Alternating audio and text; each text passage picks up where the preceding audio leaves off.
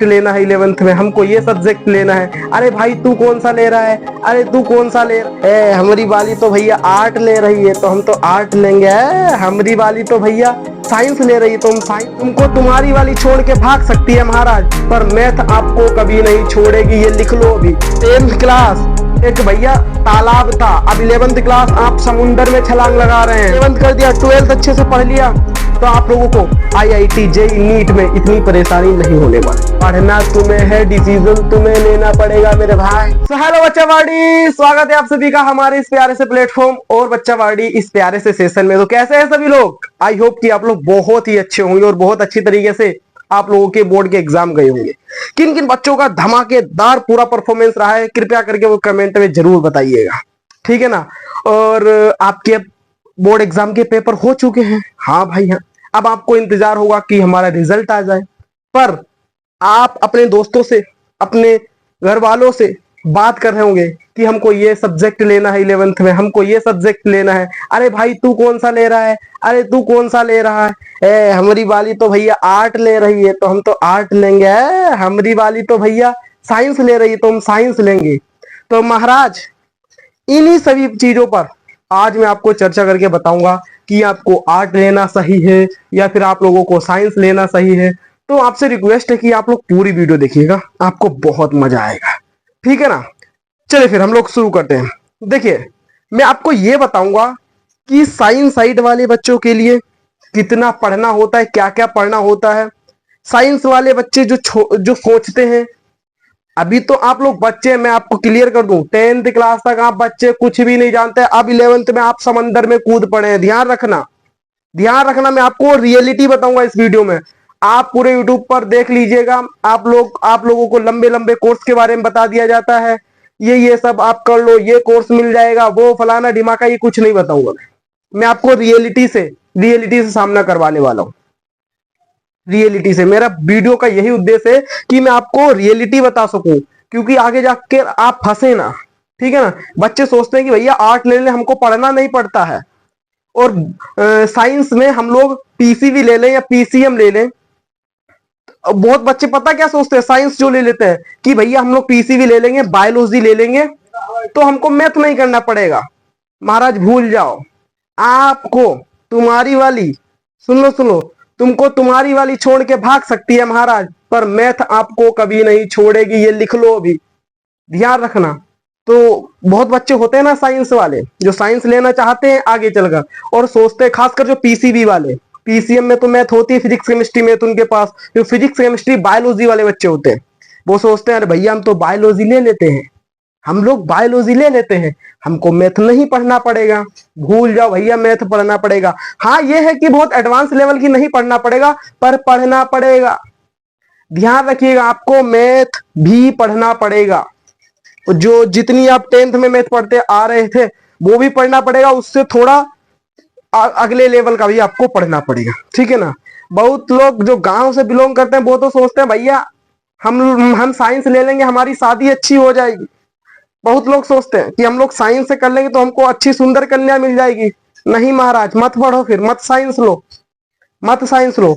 मैं आपको साइंस लेने वाले की रियलिटी बता रहा हूँ, मैं भी साइंस का स्टूडेंट हूँ, मैं भी साइंस का स्टूडेंट हूँ, ठीक है ना। मैं आपको बताता हूँ क्या क्या होता है, मैं डरा नहीं रहा हूँ, मैं रियलिटी बता रहा हूँ, ठीक है ना। बहुत सारे बच्चे होते हैं पीसीबी वाले क्या सोचते हैं कि हमको मैथ नहीं पढ़ना है, तो भैया मैथ तो पढ़ना पड़ेगा, मैंने आपको बता दिया। पता आजकल के ऐसे तो होते हैं कि उसे पीसीबी ले लिया तो हम भी ले लेते हैं, उसको मैथ नहीं पढ़ना पड़ेगा या उसको ज्यादा कैलकुलेशन से जूझना नहीं पड़ेगा। तो महाराज ये सब नहीं है, कैलकुलेशन भी आपको अच्छी खासी करनी पड़ेगी, ठीक है ना। मैथ भी अच्छी खासी आनी चाहिए, और आर्ट वालों को भी भैया मैथ नहीं छोड़ सकते। मैंने क्या बोला, तुमको तुम्हारी वाली छोड़ के भाग जाएगी, पर महाराज मैथ आपको तुम्हें नहीं छोड़ेगी। आर्ट वालों को भी मैथ पढ़नी पड़ती है, हाँ आर्ट वालों को भी मैथ पढ़नी पड़ती है, तो मैथ से तो नहीं बच सकते भाई। बहुत लोग पता है ना, हमारे भारत में बहुत एकदम आईआईटी लेवल का सोचते हैं, बिल्कुल अलग लेवल का, कि ये ले लेते हैं, ये नहीं पढ़ना पड़ेगा, वो ले लेते हैं, वो नहीं पढ़ना पड़ेगा। पढ़ना पड़ेगा। मैं आपको बता दूं 10th क्लास एक भैया तालाब था, अब 11th क्लास आप समुंदर में छलांग लगा रहे हैं। 10th में साइंस में 4-4 5-5 चैप्टर थे फिजिक्स केमिस्ट्री बायोलॉजी के, अब आपके पास पूरी एक किताब आएगी, बायोलॉजी के 19 चैप्टर हैं, 10th क्लास में 4-5 पढ़ते थे, समझ रहे हो ना। बायोलॉजी के पूरे 19 चैप्टर हैं, फिजिक्स की 2 किताबें हैं, केमिस्ट्री की 2 किताबें हैं, ऑर्गेनिक का कहा तुम्हारे में 1 चैप्टर है, वहां पूरी किताब है। ध्यान रखना, पढ़ना पड़ेगा भाई। ये सोचो कि बिना पढ़े हम ये सब कर दें, नामुमकिन है। मैं तो यही कहूंगा भैया, पढ़ना पड़ेगा, क्योंकि 10th लेवल ये समझ लो बिल्कुल बच्चों वाला था। आप जैसे ही आप 11th में कूदेंगे ना, तो आपके सामने बहुत बड़ा समंदर आएगा। उस समंदर को वही बच्चा पार कर पाएगा, वही बच्चा उस पर तैर पाएगा जो पढ़ेगा, जो बुद्धिमत्ता से काम लेगा।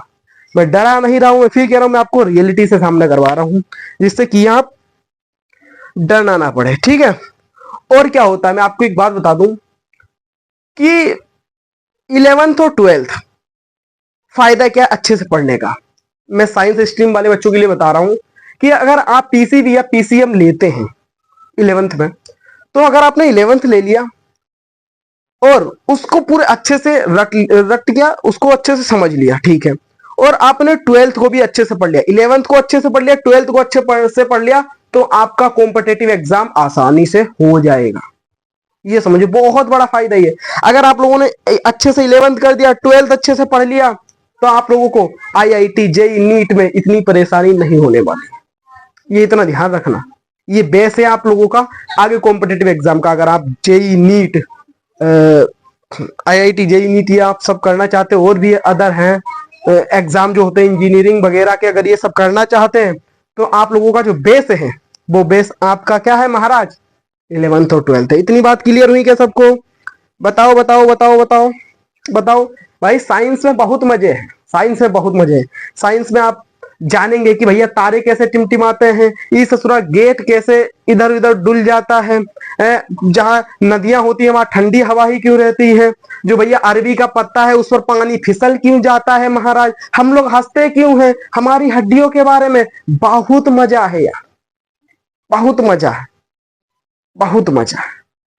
हेलीकॉप्टर कैसे उड़ता है, पतंग कैसे उड़ता है, रेलगाड़ी कैसे चलती है, हॉर्न कैसे बजता है, घंटी कैसे बजती है, बल्ब कैसे जलता है, लाइट कैसे क्या है, ये सब चीज के बारे में आपको साइंस में पता चलेगा।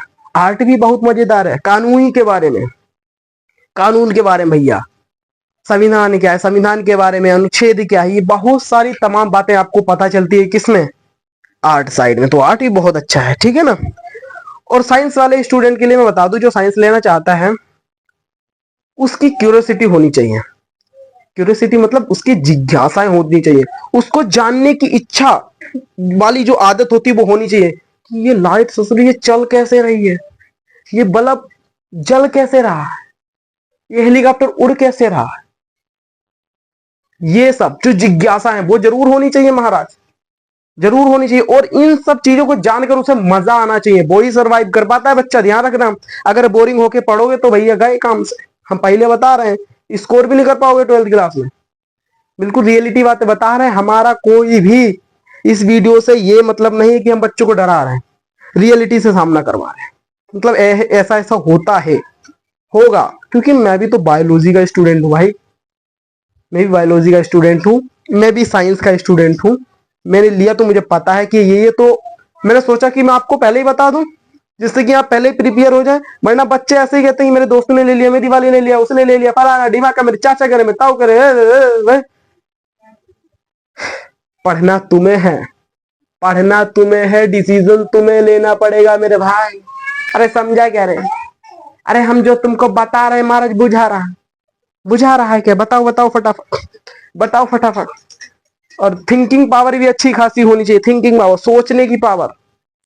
क्योंकि जो फिजिक्स होती है ना भैया, वो बहुत थिंकिंग करवाती है, बहुत सोचवाती है ससुरी। फिजिक्स बहुत खतरनाक है, ठीक है ना। पर मजा भी एकदम नेक्स्ट लेवल का इसका। जो बच्चा बड़ी साइंस लेता है, उसके उसका नजरिया, उसके दिमाग चलने की स्पीड बहुत तेज हो जाती है भाई, सच बता रहे हैं। दिमाग की कैलकुलेशन पावर, किसी भी दिक्कत से उसको निकलने की पावर, मैथ, फिजिक्स, ये सब है, ठीक है ना। अरे बात समझ में आई क्या? तो बच्चा पार्टी, इस वीडियो के माध्यम से मैं यही बताने वाला था कि एक साइंस का स्टूडेंट की जो नजरिया है वो क्या होनी चाहिए, एक आर्ट वाले की क्या नजरिया होनी चाहिए। मेरा पूरा फोकस था साइंस वाले स्टूडेंट में, क्योंकि मैं भी एक साइंस का स्टूडेंट हूँ, ठीक है ना। तो पूरा मेरा उसी में ही फोकस था कि किस प्रकार से साइंस वाले स्टूडेंट की नजरिया होनी चाहिए, किस तरीके से उसको हर चीज कवर करना होता है, किस तरीके से उसको पढ़ना होता है। और शुरू में आपको 1-2 महीने बहुत तकलीफ होगी, टेंशन नहीं लेना है, होगी तो होगी, क्योंकि समंदर में चले जाएंगे भैया, तो फड़फड़ाओगे फड़फड़ाओगे तब जाके सीख पाओगे ना तैरना। टेंशन मत लीजिएगा, सब हो जाएगा। ठीक है बच्चा वाड़ी, तो कैसी लगी वीडियो। इस वीडियो के माध्यम से बस मैं यही सिखाना चाहता था, रियलिटी बताना चाहता था, और कोई भी मेरा मकसद नहीं। अगर बच्चा वाड़ी आपको इस वीडियो से थोड़ा बहुत भी सीखने को मिला है, थोड़ा बहुत भी दिल की शांति हुई हो, तो प्लीज कमेंट में जरूर बताइएगा, और अधिक से अधिक कमेंट कीजिएगा, अधिक से अधिक अपने दोस्तों के पास, जो यारों के चक्कर में बायोलॉजी ले लेते हैं या यारों के चक्कर में साइंस या आर्ट ले लेते हैं, उनके पास ये वीडियो जरूर शेयर कीजिएगा। ठीक है, पसंद आई हो तो लाइक कीजिएगा, और अगर पहली बार भैया चैनल पे आए हो तो चैनल को सब्सक्राइब कर दीजिएगा ना महाराज, क्योंकि भैया 10th की हमारी क्लास चल रही है, 10th की मैथ और साइंस चल रही है, ठीक है ना। ओके, फिर मिलते हैं आपको नेक्स्ट क्लास में। जब तक के लिए आप पढ़ते रहिए, खुश रहिए और मुस्कुराते रहिए, मुस्कुराहट के साथ पढ़ते रहिए। जय हिंद, जय भारत।